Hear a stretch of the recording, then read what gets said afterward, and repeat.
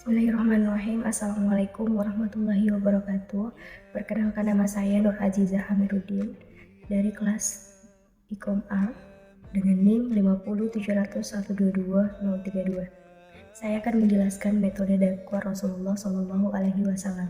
Saya akan menjelaskan beberapa metode dakwah Rasulullah Shallallahu Alaihi Wasallam. Nah, sebelum itu, apa sih itu dakwah? Dakwah itu adalah mengajak atau menyeru terhadap kebenaran atau mengajak orang lain untuk mengikuti jalan kebenaran. Nah, Rasulullah SAW sendiri dalam berdakwah memiliki beberapa metode. Salah satunya yaitu metode dakwah bi al-qalam. Nah, teman-teman, apa sih itu metode dakwah bi al-qalam? Nah, dakwah bi al-qalam tersendiri itu adalah dakwah Rasulullah dengan menggunakan tulisan, di mana pada saat masa kenabian Rasulullah mengutus surat yang berstempel kenabian dan dikirim di beberapa penguasa dan raja-raja di zaman Rasulullah Shallallahu Alaihi Wasallam. Nah, dakwah ini sangat unik sekali karena Rasulullah Shallallahu Alaihi Wasallam mengajak para raja-raja dan penguasa untuk masuk Islam melalui tulisan. Rasulullah mengirimkan surat kepada raja-raja Kaisar Romawi dan juga Persia beserta kerajaan-kerajaan kecil yang berada di kekuasaan kerajaan adidaya tersebut.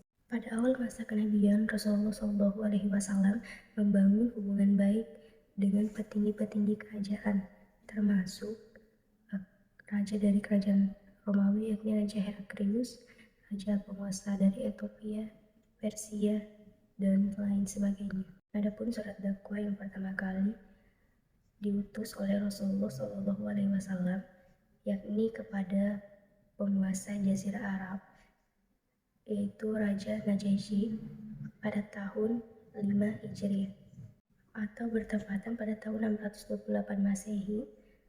Adapun kaisar ini sebagai penganut agama Nasrani. Setelah membaca surat Rasulullah Shallallahu Alaihi Wasallam, akhirnya Raja Najasyi memutuskan untuk memeluk Islam.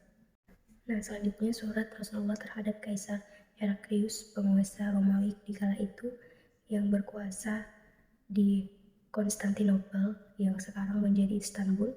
Rasulullah Shallallahu Alaihi Wasallam mengirimkan surat kepada Raja Heraklius dan memintanya untuk memeluk agama Islam.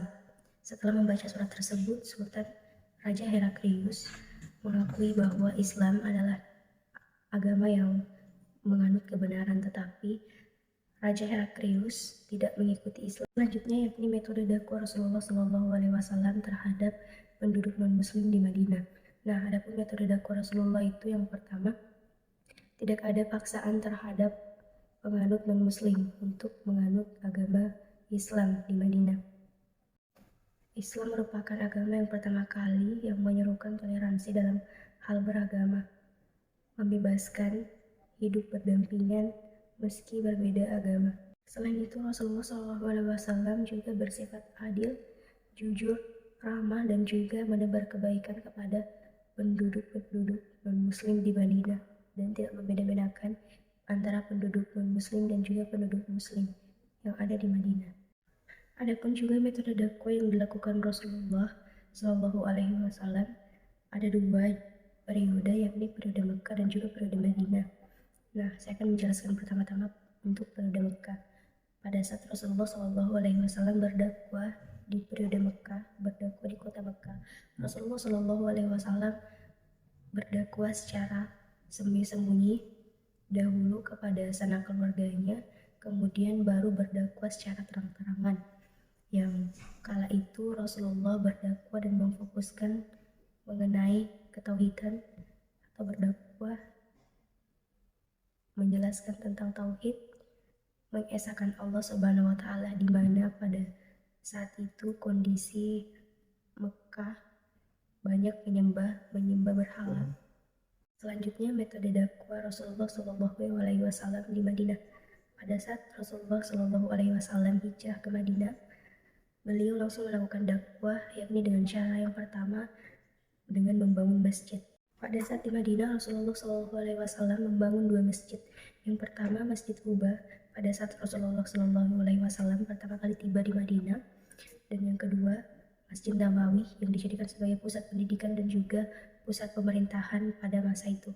Dan yang kedua melakukan perjanjian kepada kaum Yahudi yang ada di Madinah, dan lahirlah Piagam Madinah yang berisi 10 bab.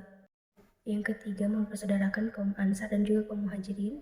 Dan yang keempat, membangun pasar untuk membangun perekonomian masyarakat Madinah. Itulah tadi metode dakwah yang dilakukan Rasulullah SAW, baik itu di kota Mekah dan juga di kota Madinah. Dan hanya inilah yang dapat saya jelaskan sependek pengetahuan saya. Kurang dan lebihnya mohon dimaafkan.